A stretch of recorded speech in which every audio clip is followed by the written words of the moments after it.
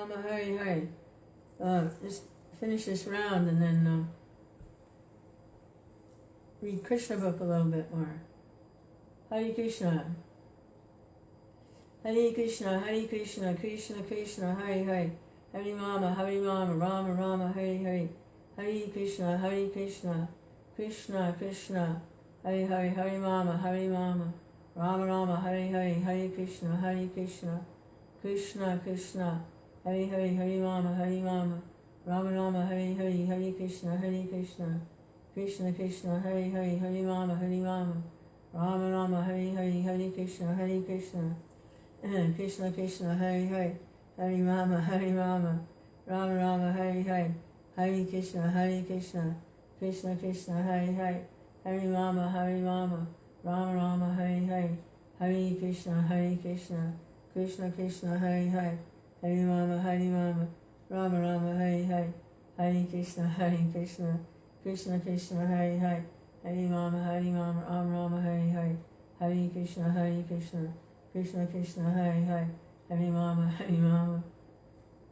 Rama Rama, Hare Hare. Hare Krishna, Krishna Krishna, Hare Hare. Hare Rama, Rama Rama, Hare Hare. Hare Krishna, Krishna Krishna, Hare Hare.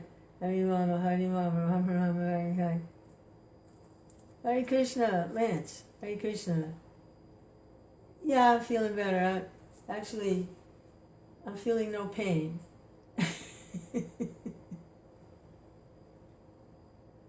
No pain. Hare Krishna. See, when you take the medicine, then there's no pain. You have to take the medicine.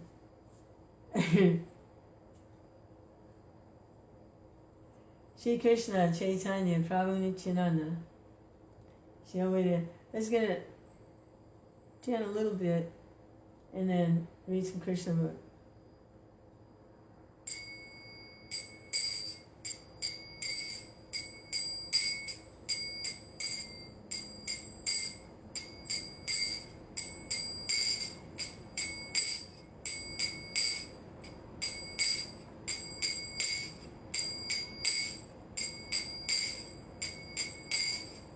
Nama Om Vishnu Padaya Krishna Prestaya Uttame Srimate Bhakti Vedanta Swami Siti Namine Namaste Saraswati Devi Gauravani Pracharine Nivishesha Sunyavadi Paskachade Satarine Shri Krishna Chaitanya Prabhu Nityananda Shri Advaita Radha Srivasadi Gaur Bhaktavinda Shri Krishna Chaitanya Prabhu Nityananda Shri Advaita Radha Srivasadi Gaur Bhaktavinda Hare Krishna, Krishna Krishna, Hare Hare, Hare Rama, Rama Rama, Hare Hare, Hare Krishna, Krishna Krishna, Hare Hare, Hare Rama, Hare Rama,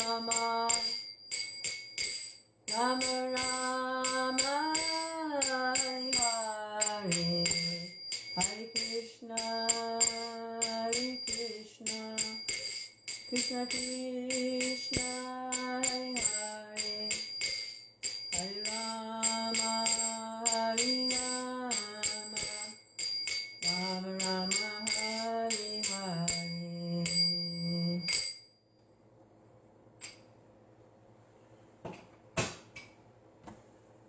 Jai Vishma Paramasabhatik Jai Saraswati Shishma Divine Grace Ace Bhaktivedanta Swami Prabhupada Sri Prabhupada Jai Vanchi Gavata Vibhya Shak Kirtan Vyam Chapatipanam Vaishna Vibhyo Namo Namaha. Hare Krishna, Hare Krishna, Krishna Krishna, Hare Hare, Hare Rama, Hare Rama, Rama Rama, Hare Hare, Hare Krishna, Hare Krishna.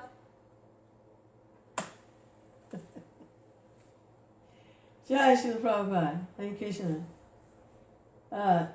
This is the fourth chapter. Kamsa begins his persecutions. Hare Krishna. Krishna. So, Vasudeva and Devaki offered their prayers. Krishna appeared as a baby Vishnu. Usually Vishnu, we see it like a more mature, like he's the full-grown form that the yogis meditate on, Vishnu. But Vasudeva and Devaki, for 3 lifetimes, they performed great austerities, incredible austerities, like for 12,000 years, eating leaves that fell from the tree. Incredible austerities. To have Krishna as their child. And he appeared as baby Vishnu. And Devaki, out of her motherly affection for the Lord, was afraid that her brother Kamsa would come and try to kill the baby like he'd done to her other babies. He killed them. So Vasudeva has taken him to Vrindavan and exchanged him for the newly born infant girl that Mother Yasoda had given birth to, who was actually a manifestation of Yogamaya. And now Vasudeva's gone back into the prison with the baby girl, and Kamsa begins his persecutions. After Vasudeva adjusted all the doors and gates, the gatekeepers awoke and heard the newborn child crying. Kamsa was waiting to hear the news of the child's birth, and the gatekeepers immediately approached him and informed him that the child was born. At that time, Kamsa got up from his bed very quickly and exclaimed,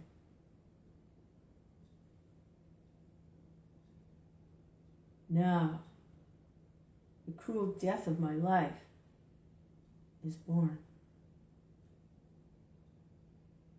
Kamsa became perplexed now that his death was approaching, and his hair stood on end. Immediately he proceeded toward the place where the child was born. Devaki, on seeing her brother approaching, prayed in a very meek attitude to Kamsa, "My dear brother, please do not kill this female child. I promise that this child will be the wife of your son. Therefore, don't kill her. You are not to be killed by any female child. That was the omen. You are to be killed by a male child. So please, do not kill her. My dear brother, you have killed so many of my children who were just born, shining as the sun. That is not your fault. You have been advised by demoniac friends to kill my children. But now I beg you to excuse this girl. Let her live as my daughter." Kamsa was so cruel that he did not listen to the beautiful prayers of his sister Devaki. He forcibly grabbed the newborn child to rebuke his sister and attempted to dash her on the stone mercilessly. This is a graphic example of a cruel brother who could sacrifice all relationships for the sake of personal gratification. But immediately, the child slipped out of his hands, went up in the sky, and appeared with 8 arms as the younger sister of Vishnu. She was decorated with a nice dress and flower garlands and ornaments. In her 8 hands she held a bow, lancet, arrows, bell, conch shell, disc, club, and shield. Seeing the appearance of the child, who was actually the goddess Durga, all the demigods from different planets like Siddhaloka, Charanaloka, Gandharvaloka, Apsaraloka, Kinnaraloka, Uragaloka presented her articles and began to offer their respective prayers. From above, the goddess addressed Kamsa. "You rascal, how can you kill me?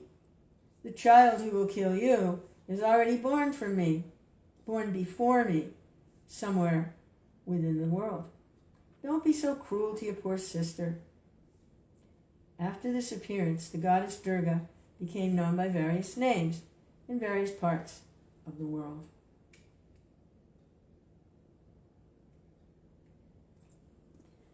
After hearing these words, Kamsa became very much overwhelmed with fear. Out of pity, he immediately released Vasudeva and Devaki from the bondage of their shackles and very politely began to address them. He said, "My dear sister and brother-in-law, I have acted just like a demon in killing my own nephews. I have given up all consideration of our intimate relationship. I do not know what will be the result of these acts of mine. Probably I shall be sent to the hell where killers of the Brahmins go. I'm surprised, however, that the celestial prophecy has not come true. False propaganda is found not only in the human society, now it appears even the celestial denizens speak lies. Because I believed in the words of the celestial denizens, I've committed so many sins by killing the children of my sister. My dear Vasudeva and Devaki, you are both very great souls. I have nothing to instruct you, but still I request that you do not be sorry for the death of your children. Every one of us is under the control of superior power, and that superior power does not allow us to remain together. We are bound to be separated from our friends and relatives in due course of time. But we must know for certain that even after the disappearance of the different material bodies, the soul remains intact eternally. For example, there are many pots made of earthly clay, and they are prepared and also broken. But in spite of this, the earth remains as it is perpetually. Similarly, the bodies of the soul under different conditions are made and destroyed, but the spirit soul remains eternally. So, there's nothing to lament over. Everyone should understand that this material body is different from the spirit soul, and so long as one does not come to that understanding, he is sure to accept the process of transmigration from one body to another. And this is Kamsa speaking.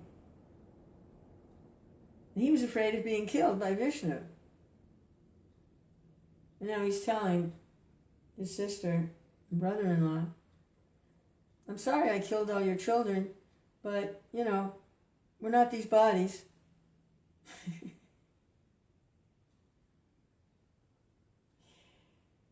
Hey Krishna, demons are so weird.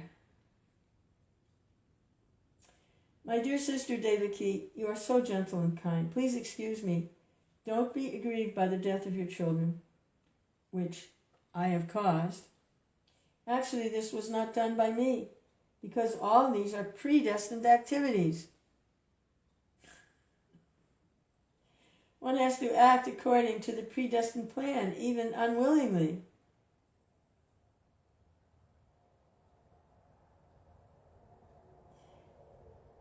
Krishna.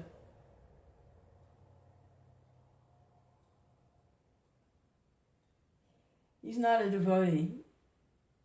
He's under the influence of the material energy. He's not a devotee. One has to act according to the predestined plan, even unwillingly. People understand that with the end of the body, the self dies, or they think that one can kill another living entity. All these misconceptions oblige one to accept the conditions of material existence. In other words, as long as one is not firmly convinced of the eternality of the soul, one is subjected to the tribulation of being killer and killed. My dear sister Devaki and brother-in-law Vasudeva, kindly excuse the atrocities I committed against you. I'm very poor-hearted, and you are so great-hearted, so take compassion upon me and excuse me.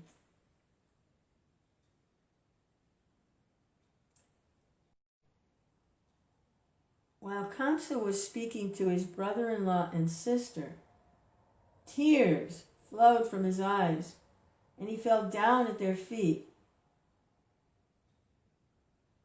Believing the words of Durga Devi, whom he had tried to kill, Kamsa immediately released his brother-in-law and sister. He personally unlocked the iron chains and very sympathetically showed his friendship, just like a family member.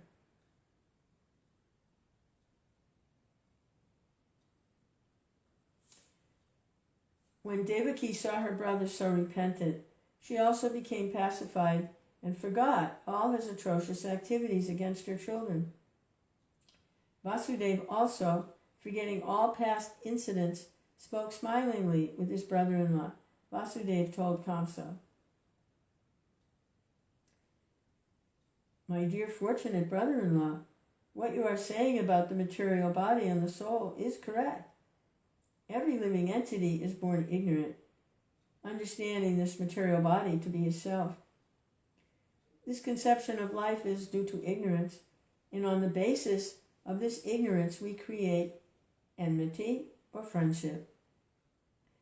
Lamentation, jubilation, fearfulness, envy, greed, illusion, madness are all different features of our material concept of life. A person influenced like this engages in enmity due only to the material body. Being engaged in such activities, we forget our eternal relationship with the Supreme Personality of Godhead.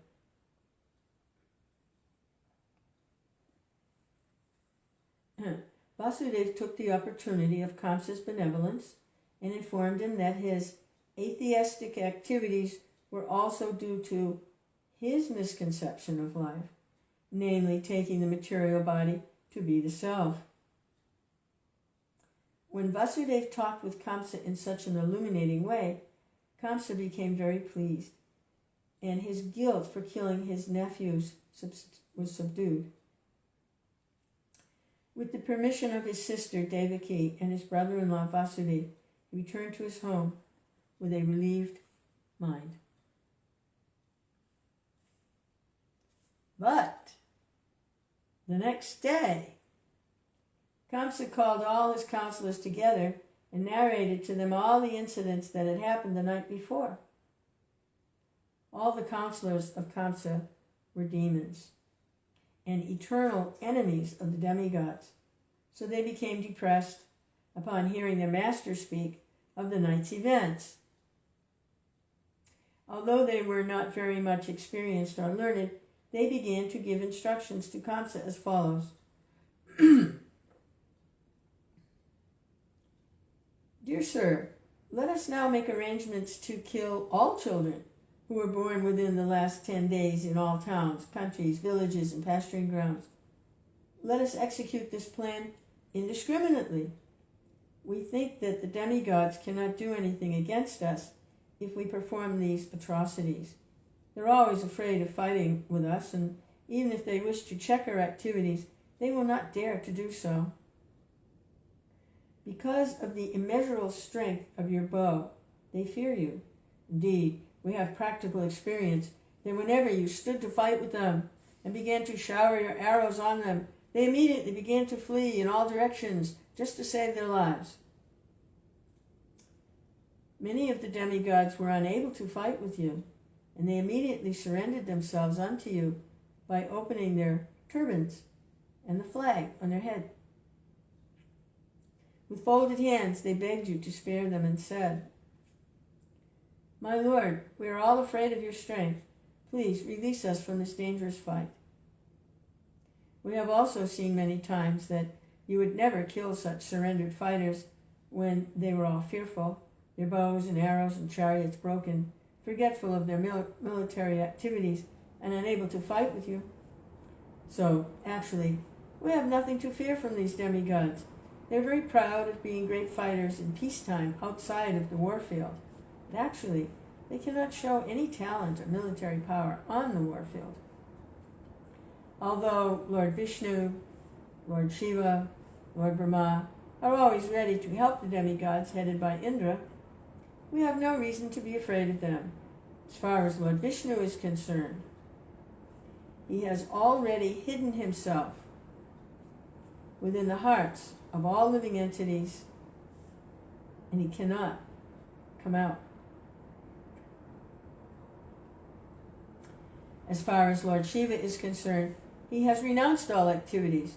He has already entered into the forest. And Lord Brahma is always engaged in different types of austerities and meditation. And what to speak of Indra? He is a straw in comparison to your strength.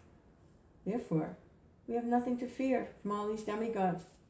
But we must not neglect them, because the demigods are our determined enemies. We must be careful to protect ourselves, to root them out from their very existence. We should just engage ourselves in your service and be always ready for your command. So there goes the false ego of Kamsa, and all his good intelligence and all his realizations.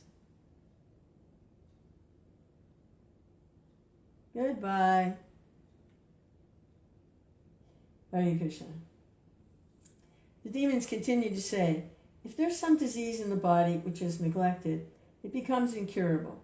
Similarly, when one is not careful about restraining the senses and lets them loose, it is very difficult to control them at all. Therefore, we must always be very careful of demigods before they get too strong to be subdued. The foundation of strength of the demigods is Lord Vishnu, because the ultimate goal of all religious principles is to satisfy him. The Vedic injunctions, the Brahmins, the cows, austerities, sacrifices, performance of charity, distribution of wealth, are all for the satisfaction of Lord Vishnu. So let us immediately begin to kill by killing all the Brahmins who are in charge of the Vedic knowledge, and the great sages who are in charge of sacrificial ritualistic performances. Let us kill all the cows, which are the source of butter, which is so necessary for performing sacrifice. Please give us your permission to kill all these creatures.